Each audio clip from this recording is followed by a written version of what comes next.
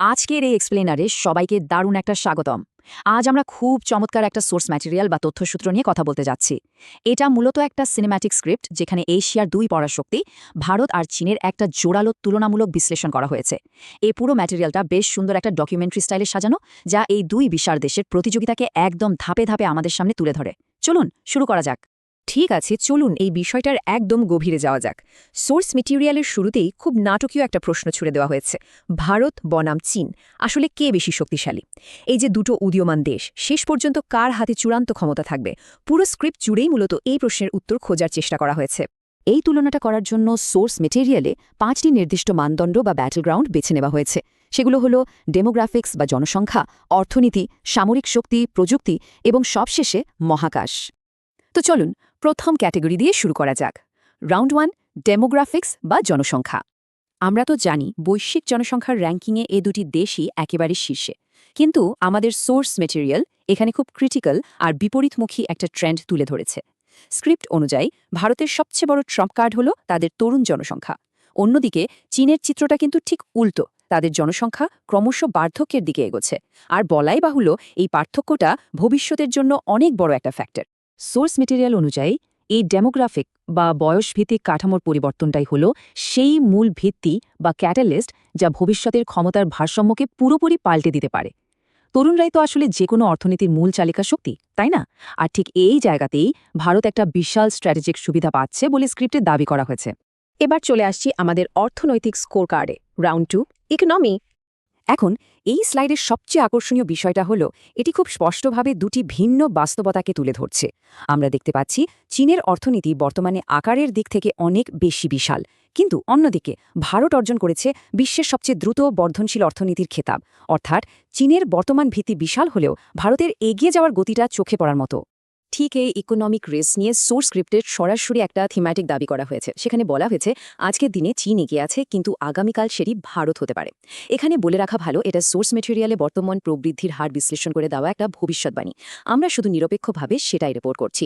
এবার আমরা ঢুকছি একটা অত্যন্ত সংবেদনশীল আলোচনায়, রাউন্ড 3, মিলিটারি পাওয়ার বা সামরিক শক্তি।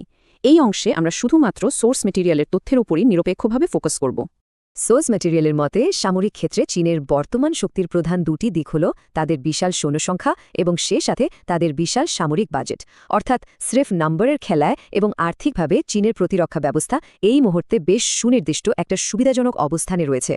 কিন্তু অন্যদিকে সোর্স স্ক্রিপ্ট ভারতের সামরিক শক্তির ক্ষেত্রে সংখ্যার চেয়ে তাদের চরম বাস্তব অভিজ্ঞতার উপর বেশি জোর দিয়েছে।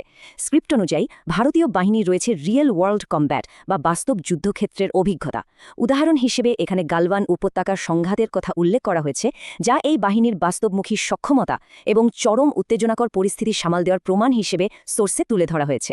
সামরিক শক্তির পর এবার আমাদের গন্তব্য digital battlefield, round 4, technology.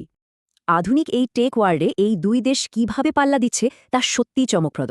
Source material এখানে চীনের বর্তমান সামগ্রিক প্রযুক্তিগত এবং ম্যানুফ্যাকচারিং আধিপত্যকে অকপটে স্বীকার করে নিয়েছে, কিন্তু পাশাপাশি ভারতের শক্তিশালী আইটি সেক্টরের যে বিশাল একটা গ্লোবাল ফুটপ্রিন্ট বা বৈশ্বিক প্রভাব রয়েছে সেটাও বিশেষভাবে হাইলাইট করা হয়েছে। মানে চীন যেখানে হার্ডওয়্যার আর উৎপাদনে এগিয়ে, ভারত সেখানে গ্লোবাল আইটি এবং সফটওয়্যার ডমিনেন্স দিয়ে শক্ত পাল্লা দিচ্ছে।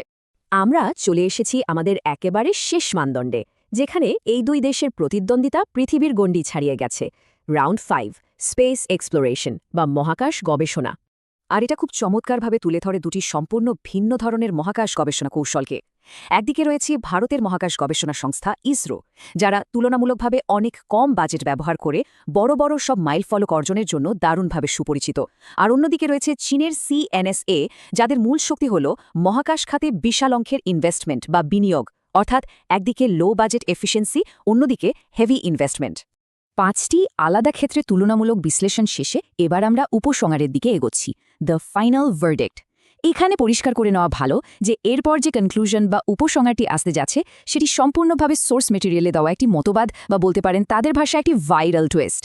সোর্স স্ক্রিপ্টের একেবারে শেষে বেশ আবেগময় একটা উপসংহার টানা হয়েছে। সেখানে বলা হয়েছে চীন হলো বর্তমান, কিন্তু ভারত হলো ভবিষ্যতের সুপার পাওয়ার। আবারও মনে করিয়ে দিই, এটি পুরোপুরি সোর্সের লেখকের নিজস্ব সিদ্ধান্ত। ডেমোগ্রাফিক, অর্থনীতি এবং অন্যান্য মেট্রিক্স বিশ্লেষণ করে লেখক এই সিদ্ধান্তে পৌঁছেছেন যে বর্তমানে চীন এগিয়ে থাকলেও ভবিষ্যতের চূড়ান্ত ক্ষমতার চাবিকাঠি ভারতের হাতেই থাকবে। তো এতক্ষণেরই চমৎকার বিশ্লেষণ থেকে প্রাপ্ত তথ্যগুলোর উপর ভিত্তি করে একটা বড় প্রশ্ন কিন্তু সামনে এসে যায়। এই ডেমোগ্রাফিক্স, ইকোনমি, মিলিটারি আর টেকনোলজির ফ্যাক্টরগুলো আগামী দশকগুলোতে এই দুই দেশের সম্পর্ক এবং বৈশ্বিক রাজনীতিকে আসলে কিভাবে রূপ দেবে? এই শক্তির ভারসাম্য ভবিষ্যতে কোন দিকে মোড় নেবে বলে মনে হয়? এই প্রশ্নটা চিন্তার খোরাক হিসেবে রেখেই আমাদের আজকের এই এক্সপ্লেনার এখানেই শেষ করছি। আশা করি এই বিশ্লেষণটি ভবিষ্যতের